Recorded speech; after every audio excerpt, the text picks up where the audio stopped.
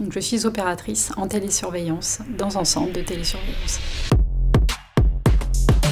Le métier d'opérateur en télésurveillance consiste à réceptionner des informations qui proviennent de chez un client et qui arrivent directement chez nous. On les analyse et on traite l'alarme selon la procédure ou selon les consignes définies par le client. On a 2 écrans à notre poste. On va dire que le premier écran est un écran fixe. C'est là où on laisse notre logiciel informatique qui est le principal, celui où on reçoit les alarmes. Et le deuxième écran, il nous sert énormément pour la levée de vidéo. Donc quand on reçoit une alarme, la première action que l'on va faire en recevant cette alarme, on va lancer donc notre vidéo qui est directement sur place pour voir ce qui se passe. Alors attendez, je me renseigne au niveau de mon chef de poste. Ne quittez pas. Axel ? Oui. Pour le Crédit Mutuel de Brest, on a eu une incivilité tout à l'heure. Moi, je suis chef de poste et je travaille avec 2 autres opérateurs, donc on travaille en équipe. Et au-dessus de moi, donc j'ai un adjoint responsable à la station et notre responsable d'exploitation qui nous chaperonne en fait au niveau de la station. Donc en station de télésurveillance, on tourne en 24/24, ça ne s'arrête jamais, donc les jours fériés, donc les vacances, les week-ends, jour, nuit.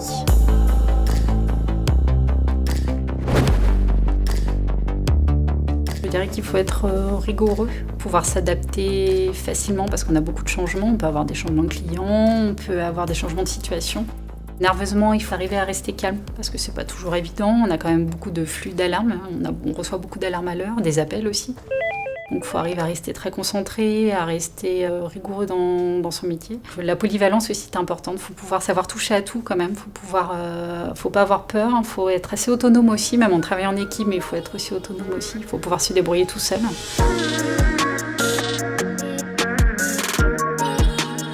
Avant d'arriver dans cette entreprise, j'ai effectué le métier de gendarme adjoint durant 5 ans. Suite à mon départ de la gendarmerie, je suis rentrée dans mon entreprise en février 2014. On m'a formée en interne au métier d'opérateur en télésurveillance.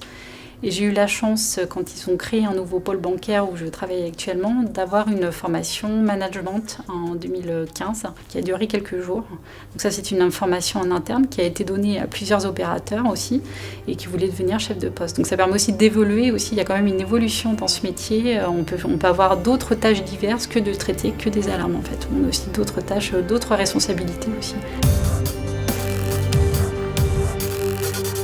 On peut appeler aussi les forces de l'ordre, selon nos consignes qui sont données par le client. Si on a le droit de les appeler, effectivement, ce sera principalement en appel. On les fait intervenir assez régulièrement. On échange, mais c'est exclusivement au téléphone.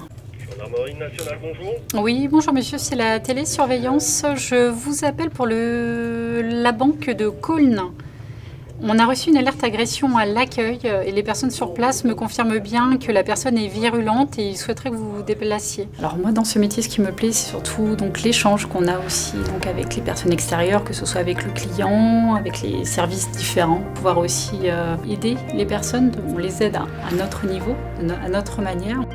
Dans mon métier on fait de la sécurité, on ne peut pas se permettre de faire de l'à peu près.